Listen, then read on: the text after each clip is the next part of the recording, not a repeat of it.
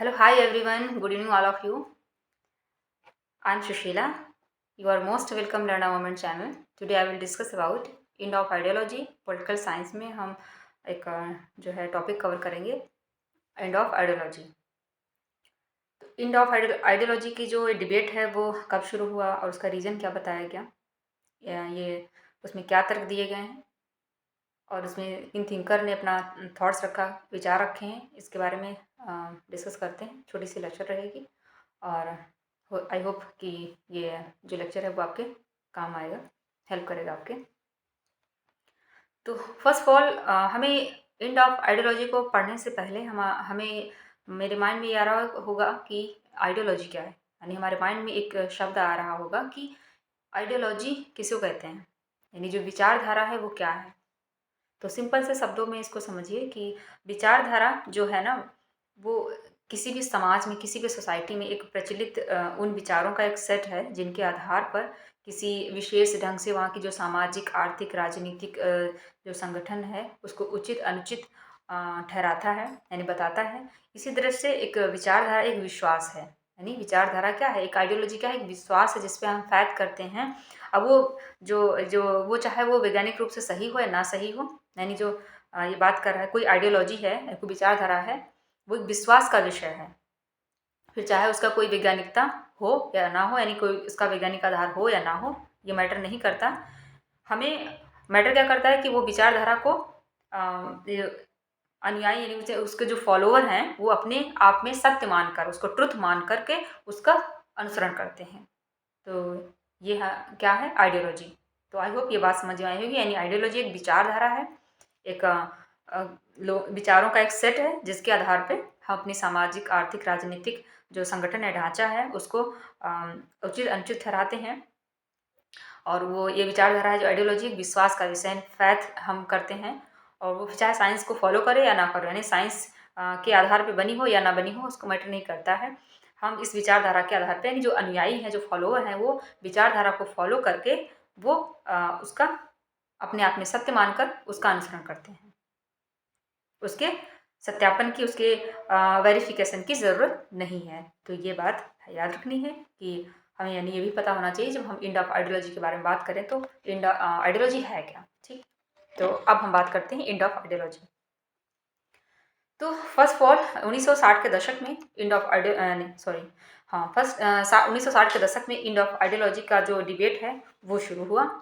और इसमें तर्क क्या दिए गए कि आज का जो सोसाइटी, आज का जो समाज है, वो अब विचारधारा के आधार पे आधारित नहीं है। यानी जो आज की जो सोसाइटी है, समाज है, वो जो औद्योगिक विकास के आधार पर, यानी जो वहाँ का जो स्ट्रक्चर है, ढांचा है, वो औद्योगिक विकास के आधार पर निर्धारित हो रहा है, ना कि विचारधारा के आधार पर। तो क्या तर्क देते हैं, इसका अर्थ यह था कि जो औद्योगिक समाज की उन्नति व्यवस्था जो आज की है, जो एक जो इंडस्ट्रियल जो डेवलपमेंट है, वो जो उसकी एक स्थिति है, वो किसी भी समाज की, किसी भी देश के जो सामाजिक, आर्थिक जो एक संगठन का जो स्वरूप है, जो ढांचा है, वो वहाँ पे प्रचलित विचारधारा के आधार पे ना निर्धारित होकर के वो औद्योगिक विकास के स्तर पर आधारित होता है, इंडस्ट्रियल डेवलपमेंट के लेवल के आधार पे वो डिसाइड होता है। तो ये बात कहते हैं कि आज मैटर नहीं करता कि आप कौन सी आइडियोलॉजी फॉलो कर रहे हो, आप कौन सी विचारधारा को मान रहे हैं, डजेंट मैटर। जो आपका आज का जो स्ट्रक्चर है, जो आपकी सोसाइटी है, जो आपका समाज है, वो किस पे बेस्ड है, किस पे आधारित है, उसका स्वरूप कैसा है, वो टोटली किस पे बेस्ड है, औद्योगिक समाज के औद्योगिक विकास के आधार पर बेस्ड है। ठीक है, तो ये बात याद रखनी है। अब हम इसमें एक जो विचारक हैं, जिन्होंने थिंकर हैं, जिन्होंने अपना इसमें एक थॉट्स दिया है, व्यूज़ दिया है। तो इसमें सबसे पहले अमेरिकी वैज्ञानिक आते हैं, जो समाज वैज्ञानिक, उनका नाम है डेनियल बैल ने। तो डेनियल बैल ने अपनी बुक एंड ऑफ आइडियोलॉजी 1960 में ये एक तर्क दिया कि जो जितने भी सारे पोस्ट इंडस्ट्रियल सोसाइटी हैं, वो डेवलपमेंट की तरफ भाग रहे हैं, वो डेवलपमेंट करना चाहते हैं, डेवलपमेंट पे पूरा फोकस है उनका। फिर वो चाहे कोई भी विचारधारा हो, चाहे उनकी कोई भी आइडियोलॉजी हो, वो मैटर नहीं करता।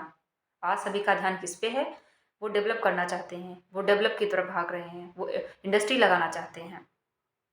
ठीक है। इसका मतलब ये हुआ कि वहाँ की यानी सभी समाज में वहाँ के सभी जो सोसाइटी है, समाज है, वो एक जैसी संस्थाएं, एक जैसी जो वो इंस्टीट्यूशंस हैं, उनकी जो प्रवृत्तियां हैं, जो उनकी मेंटालिटी है, जो उनकी सोच है, वो एक जैसी विकसित हो रही है। फिर वो चाहे पूंजीवादी समाज हो, यानी चाहे वो कैपिटलिस्ट सोसाइटी हो, या फिर वो सोशलिस्ट सोसाइटी हो, मैटर नहीं करता कि वो विचारधारा कौन सी फॉलो कर रहे हैं। तो जो जहाँ पे इंडस्ट्री इस्टेब्लिश हो चुकी है पहले से, या वहाँ पे इंडस्ट्री अभी मतलब स्थापित हो रही हैं, तो उद्योगों में जो कार्य है ना, वहाँ पे जो एक सर्विस सेक्टर की जो इंक्रीजमेंट है वो तेजी से बढ़ रही है। यानी इंडस्ट्री की अपेक्षा सर्विस सर्विस के जो क्षेत्र है, यानी जो वर्कर्स हैं, उनका इंक्रीजमेंट काफ़ी ज़्यादा बढ़ जाता है। और जो संपूर्ण प्रशासन पर एक टेक्नोलॉजी यानी एक टेक्नोलॉजी एलिट्स का प्रभुत्व स्थापित हो जाता है। संपूर्ण प्रशासन में एक यानी टेक्नोलॉजी के माध्यम से पूरे लोगों पे प्रभुत्व स्थापित कर रहे हैं। ठीक है, ये बात है कि एक तरीके से विचारधारा का कोई बात रह नहीं गई है। अब सब ओवरऑल किस पे आ गया है, टेक्नोलॉजी पे बात आ गई है, इंडस्ट्री की बात कर रहे हैं, डेवलपमेंट की बात कर रहे हैं। तो अब कौन सी विचारधारा फॉलो कर रहा है, कौन सा देश, कौन सा समाज, डजेंट मैटर, जस्ट वो फॉलो कर रहे हैं फॉलो कर रहे हैं कि हमें डेवलप करना है। वो डेवलप कैसा, इंडस्ट्रियल हो, टेक्नो पे आधारित हो और इंडस्ट्री पे आधारित हो। ठीक है, तो आई होप ये बात बोलते हैं डेनियल बेल, ये बात याद रखना है इनके तर्क क्या है। फिर अब नेक्स्ट थिंकर की बात करें तो वो जेके गैल्ब्रेथ हैं। उन्होंने अपनी book the new industrial state में 1967 में ये तर्क दिया कि सभी जो इंडस्ट्रियलाइज्ड सोसाइटी है, यानी जो औद्योगिकृत समाज हैं, वो सभी विकास की तरफ भाग रहे हैं, सभी विकास की तरफ जा रहे हैं। और उनमें जो एक प्रोफेशनल जो क्लास है, यानी जो एक व्यवसायिक वर्ग हैं, जो व्यवसाय के मतलब बिजनेसमैन हैं, ऐसे समझे कि जो बिजनेसमैन हैं और जो तकनीकविद हैं, जो टेक्नोक्रेट्स हैं, वो इसके माध्यम से वो लोगों पे प्रभुत्व स्थापित करते जाते हैं, यानी वो प्रभुत्व डोमिनेंस स्थापित कर रहे हैं। यानी वो एक डेवलप की बात कर रहे हैं। वहाँ की जो एक प्रोफेशनल क्लास है और जो टेक्नोक्रेट हैं, वो लोगों पे प्रभुत्व स्थापित कर रहे हैं टेक्नोलॉजी के माध्यम से, लोगों पे यानी हावी होकर के।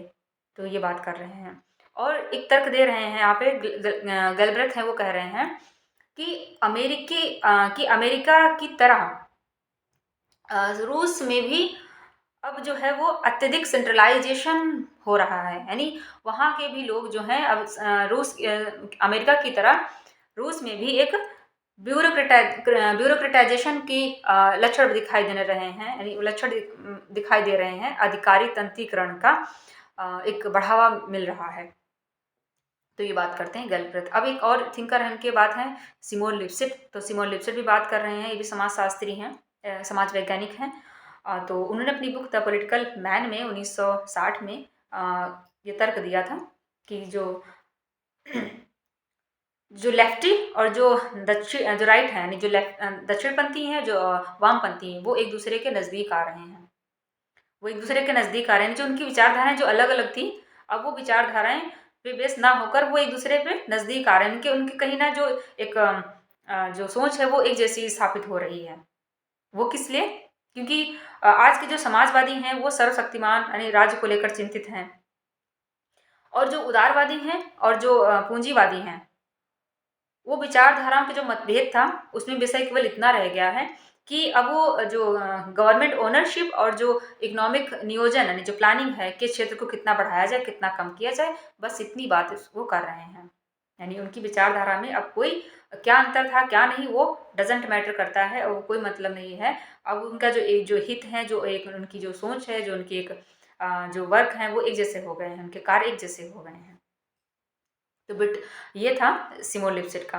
फिर बात करते हैं ब्रिटिश एक थिंकर है, उनका नाम है कि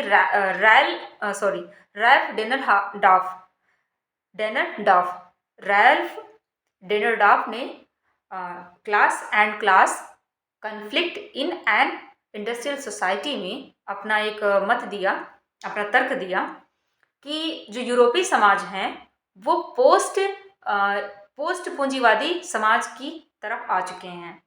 यानी यूरोपीय समाज पोस्ट कैपिटलिस्ट सोसाइटी की तरफ आ रहे हैं, आ चुके हैं।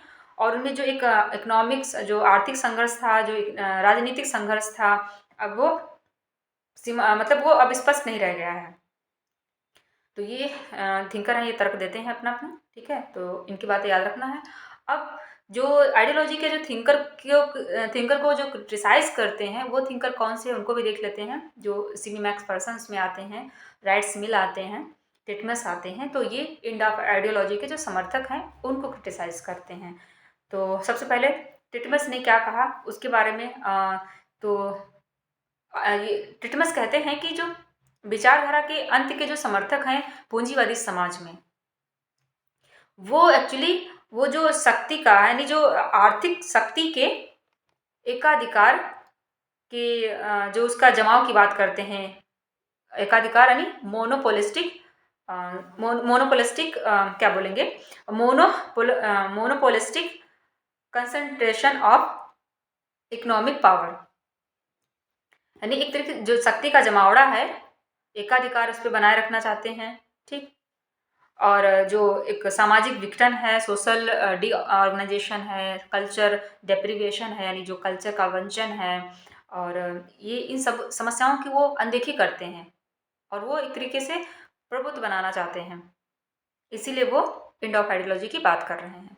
फिर नेक्स्ट जो राइट्स मिल है, उन्होंने भी तर्क दिया। उन्होंने कहा कि ये जो इंड ऑफ आइडियोलॉजी की बात करने वाले जो थिंकर हैं वो ये इस यथा स्थिति को बनाए रखना चाहते हैं, और वो अपनी स्वार्थ सिद्धि के लिए, वो साधन इनके माध्यम से अपने साधन की पूर्ति करने के लिए वो इंड ऑफ आइडियोलॉजी की बात करते हैं, ठीक है। तो ये जो है राइट्स मिल अपना तर्क देते हैं। फिर सीवी मैकफर्सन भी तर्क देते हैं। वो भी कहते हैं कि विचारधारा की बात, यानी नारा लगाने वाले लोग, वो बाजार समाज में जो मार्केट सोसाइटी है इसके भीतर ही वो एक इक्विटेबल डिस्ट्रीब्यूशन की जो है वो उसका सोल्यूशन ढूंढ रहे हैं। क्या कह रहे हैं कि जो साम्य मूलक है, नहीं, जो साम्य मूलक वितरण की बात वो जो है बाजार समाज के अंदर ही ढूंढ रहे हैं। यानी ये बहाना देकर कि वो कि इंड ऑफ आइडियोलॉजी हो गई है। तो ये थिंकर है जिन्होंने क्रिटिसाइज किया है इंड ऑफ आइडियोलॉजी के थिंकर को। अब हम बात करते हैं जो कंक्लूजन निकला। देखिए, तो जो इंड ऑफ आइडियोलॉजी है, क्या वाकई मतलब ऐसा है कि विचारधारा का अंत हो गया है? तो बात ये भी उठती है ना कि क्या वाकई ऐसा है कि क्या इंड ऑफ आइडियोलॉजी है, आज की विचारधारा का महत्व नहीं रह गया है? क्या इसका कोई रिलेवेंस नहीं रह गया? तो ऐसा नहीं है, क्योंकि जब हम थर्ड दुनिया के देश की बात करते हैं, तीसरी दुनिया के देश की बात करते हैं, जो डेवलपिंग कंट्रीज़ की बात करते हैं, तो वहाँ का जो अभी जो डेवलप की जो प्रगतिशील है वो मतलब अभी जारी है। और वहाँ के जो लोग हैं, जो जनपुंज है, वहाँ के जो की जो पब्लिक है, वो प्रगति की दिशा की तरफ गतिशील है और विचारधारा को प्रभावशाली टूल्स के रूप में प्रयोग कर रहे हैं। तो इस तरीके से ये मतलब कहना गलत बात है कि इंड ऑफ आइडियोलॉजी हो गया है, आइडियोलॉजी का कोई काम नहीं रह गया है। तो ये चीज़ सत्य नहीं है, ऐसा आप मान सकते हैं। तो ये रहा lecture end of ideology. I hope इसमें कुछ समझ में आया होगा, समझ में और आएगा भी। तो फिर मिलते हैं नेक्स्ट क्लास में नए टॉपिक के साथ में। तब तक के लिए नमस्कार।